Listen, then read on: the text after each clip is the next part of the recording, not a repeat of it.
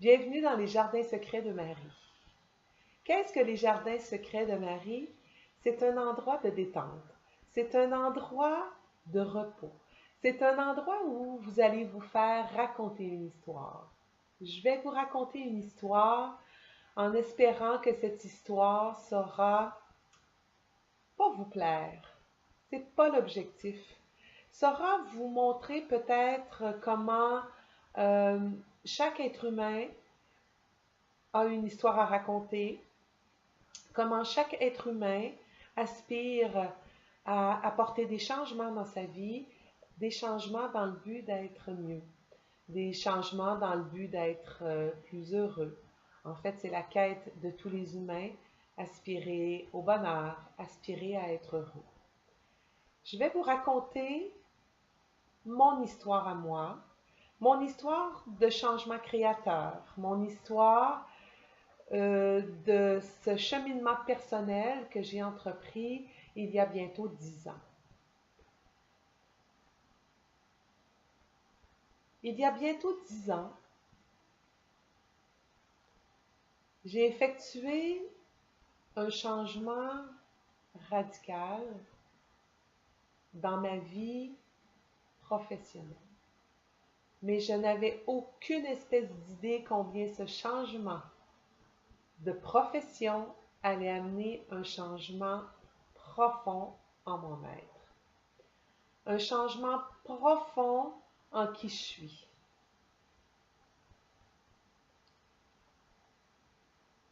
Il y a bientôt 10 ans, j'étais encore infirmière.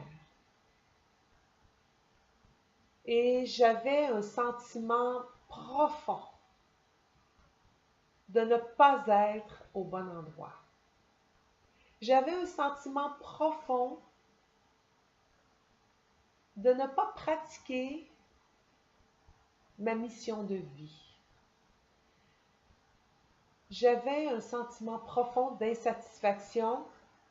J'avais un sentiment profond de frustration. Je me sentais devenir une infirmière amère, aigrie, tannée, blasée. C'était vraiment une sensation très désagréable. Et au niveau personnel, j'avais toujours une boule ici, un sentiment, une sensation de mal-être. Pourtant, j'avais tout pour être heureuse, de l'extérieur. Et c'est souvent ça qui est le danger, c'est de se baser sur ce qu'il y a à l'extérieur de soi pour atteindre le bonheur, pour être heureux. Je me suis permise de m'arrêter sérieusement, de prendre le temps d'arrêter mes pensées, de prendre le temps d'arrêter mes activités, de prendre le temps d'arrêter le brouhaha alentour de moi pour écouter sérieusement ce que j'avais à me dire. À ce moment-là, j'ai trouvé un livre. Je suis tombée sur le livre Demandez, vous recevrez de Pierre Morancy. Je suis tombée aussi sur le livre Le Secret. C'est certain que le livre Le Secret avait quelque chose de très dérangeant et de très percutant parce qu'il me mettait face à la vie qui ne me convenait pas. Me mettait face au fait que tout ce que j'avais d'insatisfaisant dans ma vie partait de moi. C'était très confrontant. Et je me suis mise à prier très fort et à appliquer tous les principes du secret avec précision. Toujours en espérant qu'un être suprême, que quelqu'un de l'au-delà entendrait mes prières. Mais toujours en restant passive. je suis tombée sur le livre, comme je vous disais, de Pierre Morancy, Demandez et vous recevrez. Ce livre-là a eu un petit peu plus d'impact, je vous dirais, parce que je me suis mise en action. Je n'ai pas attendu que tout me tombe sur la tête. Je me suis mise en action. Et ça, qu'est-ce que ça veut dire, se mettre en action? C'est que j'ai ouvert un cahier. J'ai pris un crayon et j'ai écrit ce à quoi j'aspirais dans plusieurs sphères de ma vie. Bon, dans ce livre, on est guidé pour faire le chemin vers soi. C'est un livre qui est interactif. Alors ça m'a plu. En fait, ça m'a plu parce que là, il y a quelque chose qui partait de moi. Je reprenais les cordons, je reprenais ma vie dans mes mains. Et c'est à ce moment-là que j'ai accepté de dire à quel point je détestais le travail que je faisais.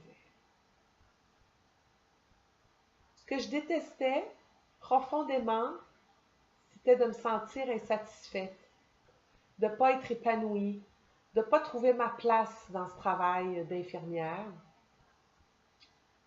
Le travail d'infirmière, c'est louable quand, dans mon regard à moi, je peux prendre le temps d'être avec mes patients, d'entendre ce qu'ils ont à dire. C'est pour ça, moi, que j'ai commencé à faire le métier d'infirmière,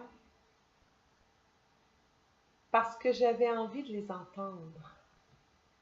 Bon, oui, j'ai été grandement,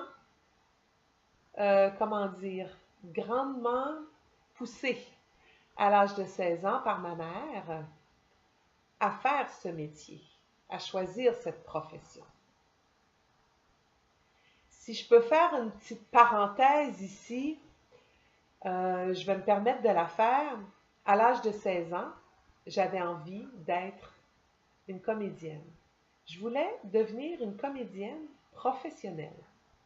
Je faisais du théâtre depuis l'âge de 11 ans. Le théâtre avait été une révélation pour moi. Le théâtre a été une révélation pour moi. Et à l'âge de 11 ans, quelque chose venait de s'allumer à l'intérieur de moi. Alors, à l'âge de 16 ans, je faisais du théâtre depuis 5 ans. J'ai dit à ma mère, je veux devenir une comédienne professionnelle. Et c'était vraiment, vraiment un désir profond. Mais je manquais beaucoup de confiance en moi. Je n'étais pas sûre de moi. J'avais pas beaucoup d'estime de l'adolescente que j'étais. Alors, quand j'ai partagé ce rêve à ma mère, cela a eu un impact pour elle. Un impact dans le sens que ses insécurités à elle, ses croyances, ses objections, elle me les a transmises. Et je sais qu'elle a fait ça avec tout son amour, avec toute son intention de bien me guider. Et moi, j'ai fait le choix, à ce moment-là, d'écouter ma mère, par peur de déplaire, par peur de me tromper, en lui laissant le pouvoir de me dire ce que je te propose de faire comme carrière, c'est mieux. C'est plus sécurisant, c'est un métier plus stable, c'est une profession qui t'amènera des sous, tu as des goûts dispendieux, tu as envie d'avoir des beaux vêtements. J'ai écouté ça avec un scepticisme, mais je me suis dit, bon, c'est ma mère, elle doit savoir ce qui est bon pour moi. Alors, j'ai choisi ce chemin d'être une infirmière. Mais maman, je sais que maman, c'est son domaine. Elle aurait aimé être médecin. Elle pratiquait la profession de technicienne en laboratoire et elle était passionnée de ça. Alors, bien sûr, j'ai suivi ce conseil. J'ai apprécié les cours au cégep, j'ai apprécié ma formation d'infirmière, j'ai apprécié découvrir la biologie, j'ai aimé découvrir, les soins infirmiers. Quand ça se passe dans les laboratoires du cégep, c'est bien. Mais le premier jour où je suis allée en stage, j'étais tellement malheureuse. J'ai pleuré, j'étais pas bien. J'aurais voulu m'enfuir. J'ai partagé mon sentiment à mon professeur de stage. Je vivais un deuil important qui était la perte de la sœur de maman, qui était une tante pour moi dont j'étais assez proche et je venais de la voir dans ses derniers moments de vie. Et tout ça était remonté là, en surface. Alors je me souviens et je me souviendrai toujours de cette première journée de stage où j'aurais dû m'enfuir en courant. Je ne l'ai pas fait. Et pendant 25 ans, j'ai pratiqué ce métier en portant un profond sentiment de ne pas être là où je devais être.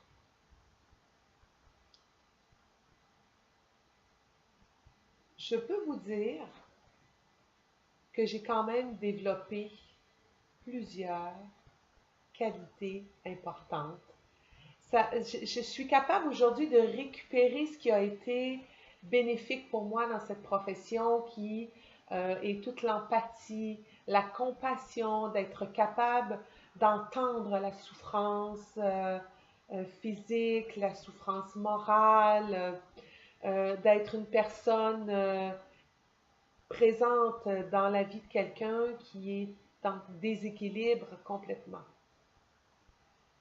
Et là où est-ce que je me suis le plus épanouie comme infirmière, c'est quand j'ai travaillé auprès des gens en phase terminale, quand j'ai accompagné les gens dans la mort, quand j'ai accompagné des personnes âgées dans la fin de leur vie. Là où est-ce que j'ai pu mettre vraiment tout mon cœur, toute ma compassion, toute ma présence, toute ma chaleur dans ce moment tellement important de la vie, ce passage tellement important. Je sais que je leur faisais du bien, mais il y avait quelque chose qui était hyper important pour moi, c'est que je me faisais du bien. Inconsciemment, je portais la peur de la mort, la peur de mourir toute seule. Et pour moi, d'être là à côté de ces gens en fin de vie, en phase terminale, donnait un sens à ma propre mort, à ma propre vie.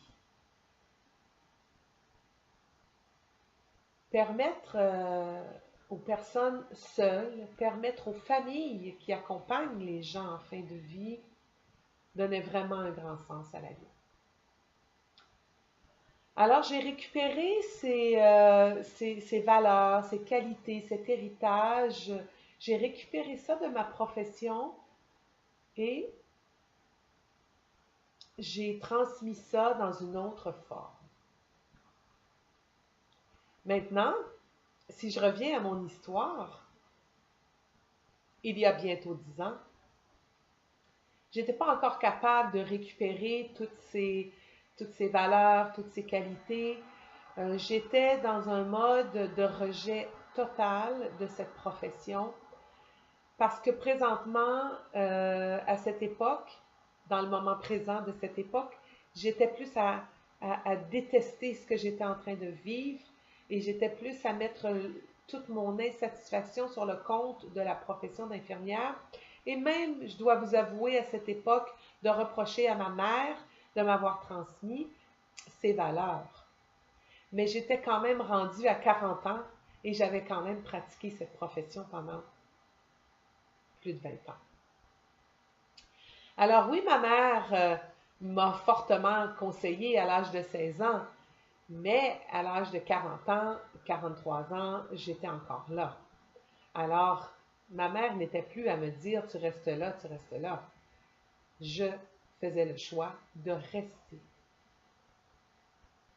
Mais là, je peux vous dire que je repense à cette période et c'était rendu très difficile pour moi d'aller travailler. Et il y a une autre chose qui était difficile, puis c'est avec tout le respect que je porte à mes collègues de cette époque-là, mais souvent sur le midi, sur l'heure du dîner, on s'installait à la table pour prendre le repas ensemble et partager. Et moi, j'avais cette lourdeur de mon travail que j'étais rendue à détester. Euh, Heureusement que mes collègues étaient là et je vais vraiment mettre l'emphase là-dessus parce que c'était tout mon besoin d'appartenance, c'était un groupe, c'était une famille pour moi et j'ai des amies précieuses de toute cette époque où je travaillais dans un CHSLD à Sainte-Thérèse. C'est là où est-ce que j'ai pratiqué là, les dernières années de ma vie d'infirmière. Alors, ces midis-là, où est-ce qu'on partageait ensemble ce qui se passait pour nous, j'entendais les infirmières dire, il me reste 5 ans, il me reste 10 ans, il me reste 8 ans. Et là, je me disais, mais de quoi vous parlez? Mais c'était les années qui restaient à travailler avant d'arriver à la retraite. Et moi, à chaque fois, ça faisait, mais je ne peux pas croire que je vais rester pendant toutes ces années-là à être insatisfaite comme je le suis. J'avais cette sensation quand j'entendais ça, mais je me disais, on est dans une prison et on est en train de compter combien d'années, pas des journées, des années qui restent avant d'être libéré. C'était atroce, vraiment. Et ça me mettait même en colère par moments et j'étais réactive. Je disais, voyons, on dirait que vous êtes dans une prison et que vous comptez le nombre de journées qui vous restent. Mais la prison, c'est moi. Je me sentais dans une prison et je projetais ça sur mes collègues. Et il y a une autre chose avec laquelle je me sentais comme dans une prison aussi, c'est les conditions de travail, surtout dans la vie d'une infirmière. Ça a un peu changé, mais bon, à cette époque, une infirmière travaillait une fin de semaine sur deux quand tu étais auprès des patients et il n'y avait pas moyen de s'en sortir. C'était une fin de semaine sur deux et un congé pendant 14 jours. Ce qui veut dire que pendant 14 jours, on avait une journée de congé et 2 jours aux 14 jours. C'est pas beaucoup, là. C'est pas beaucoup. Alors moi, qui étais une maman à cette époque-là, qui était une amoureuse parce que j'étais en train de rebâtir ma vie amoureuse aussi, alors j'avais un nouvel amoureux dans ma vie, j'avais envie d'être avec lui, j'avais envie d'être avec mes enfants, et là est arrivé les petits-enfants, et j'ai aussi un grand réseau social, j'ai beaucoup d'amis. Alors à ce moment-là, je me suis dit, mais à quel moment je vais donner du temps à mes petits-enfants si j'ai une fin de semaine sur deux seulement? Je ne pouvais plus concevoir ma vie dans cette forme de travail. Alors, c'est à ce moment-là où est-ce que j'ai vraiment pris conscience que si je voulais un changement important dans ma vie, ça devait partir de moi. Si j'attendais de gagner à la loterie, ça risquait d'être long. Si j'attendais qu'un ange gardien me dépose une belle corne d'abondance pleine d'argent dedans, ça risquait d'être long. Alors, j'ai compris qu'à ce moment-là, je devais faire les propres changements que je voulais pour ma vie.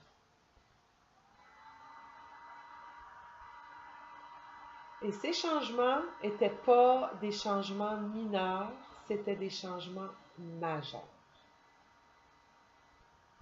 Et dans ce livre, Demandez, vous recevrez, j'ai découvert une clé. j'ai découvert une clé qui est celle d'oser, oser. Et la première chose que j'ai osé faire, et je me rappellerai toute ma vie de ce moment-là, et il y a de l'émotion pour moi quand je vous le partage, ça m'émeut de revoir ce moment. C'est un matin où j'étais dans mon lit avec mon amoureux et que je n'étais plus capable de sortir de mon lit parce que cette lourdeur en moi était trop intense. Et j'ai regardé mon amoureux en plein visage. Nous étions collés. Et je lui ai dit, je dois te dire quelque chose. Je dois oser dire quelque chose que je n'ai jamais osé dire. J'ai chialé en masse. J'ai chialé pour 100 ans de chialage. Mais oser vraiment dire du plus profond de mes tripes, j'haïs ce que je fais comme travail. Je déteste être une infirmière. Je ne suis pas en phase avec ce que je suis profondément. Je ne suis pas sur la bonne track et je n'en peux plus. Vous dire le soulagement, vous dire à quel point ça a été un élément déterminant pour moi, parce qu'à partir de ce moment-là, je devenais responsable de ma vie. Je devenais responsable de moi. Je reprenais le contrôle de ma vie. J'ai tellement pleuré ce matin-là, il y avait une libération. Déjà ça, c'était une libération. À partir de ce moment-là, les choses sont allées assez rapidement. Bon, bien sûr, j'ai eu une phase euphorique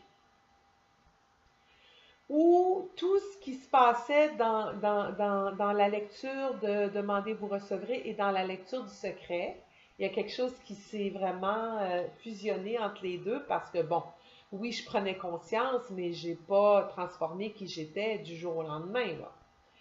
Et là, je me disais, OK, je fais le ménage autour de moi de cette profession. Ça a commencé par aller voir mon infirmière-chef, qui était et qui est encore une très bonne amie à moi, et qui m'a accueillie, qui m'a écoutée, qui m'a entendue dans mon désir et dans mon écœurantite. C'est le mot. Cette chère Julie m'a écoutée avec son cœur. Et je peux vous dire, c'est dommage là, puis ce que je vais vous dire, c'est triste parce que les chefs d'entreprise avec le cœur ouvert, je trouve que ça manque. Bon, je ne connais pas tous les chefs d'entreprise, je ne connais pas toutes les infirmières chefs et je ne veux pas heurter personne en disant ça, mais je connais le milieu et je sais que ces gens-là ont beaucoup de pression, elles ont beaucoup ben c'est de la pression en fait, hein? C'est des jobs qui sont pas faciles. Mais Julie, je vais vous parler de Julie, ce qu'elle m'a offert, c'est une écoute empathique. Et je sais qu'à la période où je lui ai dit je m'en vais, je quitte ce travail, c'était une période très, très difficile sur le département et j'étais un pilier sur le département dans le sens que il y avait beaucoup de gens qui étaient partis en vacances, il y avait beaucoup de gens qui étaient en congé de maladie et c'était une période estivale Et moi, je décidais de partir pas dans 2 semaines, pas dans un mois, pas quand ils auront trouvé quelqu'un pour me remplacer, pas quand... Non, maintenant. Elle m'a dit, va chez toi, repose-toi, je comprends que c'est lourd présentement et reviens-moi. Je suis partie. J'ai repris ma boîte à lunch, j'ai repris mes choses et je suis partie cette journée-là. Et le lendemain, j'écrivais ma lettre de démission. Total. Je ne suis pas allée voir un médecin pour me faire signer un congé de maladie. J'étais pas malade. J'ai pas demandé un congé sans solde. J'étais à la limite de ce que je pouvais donner comme infirmière. J'ai écrit une lettre de démission et je lui remettais le lendemain ma lettre de démission. Et j'ai des ailes, d'énormes ailes qui m'ont poussé dans le dos. D'énormes. C'est une sensation presque indescriptible de libération, de reprendre de l'air, j'ai pas respiré pendant des années, c'est cette sensation que j'avais et maintenant je respirais une liberté incroyable. J'étais sur un plongeon et je pouvais décider de faire ce que je voulais de ma vie. C'était quelque chose comme sensation. Ce qui m'a fait sourire et ce qui me fait sourire encore et ce à quoi je n'ai pas donné d'importance, c'est tous les commentaires et tous les jugements et toutes les remarques que j'ai entendues et reçues. Il y a un médecin, un docteur que j'aime beaucoup, avec qui j'aimais beaucoup travailler, qui a appelé ma patronne et qui lui a dit « Tu ne peux pas accepter sa démission, elle ne va pas bien. » Je ne sais pas d'où il partait pour dire ça, le médecin, mais je n'avais jamais été aussi bien de toute ma vie. Il disait « Elle fait un burn-out. » Peut-être. Peut-être. Parce que le manque de reconnaissance, je le ressentais jour après jour. C'est un grand manque et c'est un manque qui, à un moment donné, vient que tu es asséché. Et à ce moment-là, mon besoin de reconnaissance, de savoir si j'étais appréciée de mes patrons, je n'étais pas capable de m'en occuper. Je ne savais même pas que je pouvais m'occuper de ce besoin-là.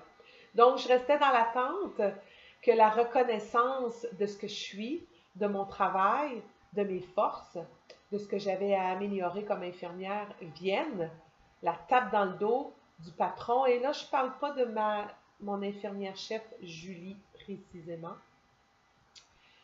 Et je ne veux pas pointer personne, mais moi, je me suis asséchée au niveau de la reconnaissance et c'est vrai que ça peut créer un grand déséquilibre et que ça peut amener au burn-out. Ça, je l'admets. Mais j'avais pas besoin de médicaments et j'avais pas besoin d'être en arrêt de travail. J'avais besoin de partir de là. Et je suis partie. J'ai une amie qui m'a appelée, une collègue de travail, et qui m'a dit « Marie-Hélène, est-ce que ça va? Est-ce que tu vas bien? » Et j'ai dit « Mais je n'ai jamais été aussi bien de toute ma vie. » Elle me dit « On s'inquiète pour toi. » On s'inquiète vraiment pour toi. Mais j'ai dit « Arrêtez de vous inquiéter pour moi. Je vais très bien. » Et là, j'ai entendu que j'étais complètement perdue, que je ne savais plus où je m'en allais, que j'avais lu Le Secret et que ça m'avait tourné la tête complètement et que j'étais perdue. Mais non, je n'étais pas perdue. Je n'avais jamais vu aussi clair de toute ma vie. J'étais en état d'urgence. J'étais en état d'urgence parce que probablement que si j'étais restée là, probablement que mon corps et mon psychique auraient développé une maladie assez importante pour me sortir de là. Puis je vous dis ça parce que dans ma vie d'infirmière, bon, j'ai eu tous les prétextes pour ne pas aller travailler. Bon, il y a 3 beaux prétextes qui ont été mes grossesses. Pendant que tu es enceinte, tu ne vas pas travailler. Pendant que tu allaites, tu ne vas pas travailler. Pendant que tu éduques ton petit enfant, que tu en prends soin et que c'est possible pour toi, tu ne vas pas travailler. Vous dire combien j'ai eu d'entorses lombaires, combien je me suis foulée de pieds, vous n'avez pas idée. Combien de fois j'ai appelé pour dire « je suis malade, je ne rentre pas ». Combien de fois j'ai pleuré pour ne pas aller travailler. Il était grand temps pour moi que je fasse quelque chose, que je me donne assez d'amour, que je me donne assez d'importance pour faire un changement radical.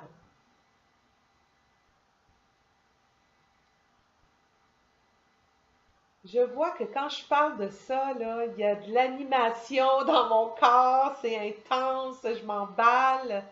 C'est tellement un moment déterminant dans ma vie. C'est tellement le jour où je me suis dit, là, tu dois prendre soin de toi. Là, tu dois faire quelque chose parce qu'il n'y a personne ici sur la terre avec toute la meilleure volonté du monde qui va pouvoir apporter les changements profonds que tu as besoin d'apporter. Alors, je vais prendre une pause, je vais arrêter quelque temps et je vous reviens avec la suite de mon histoire.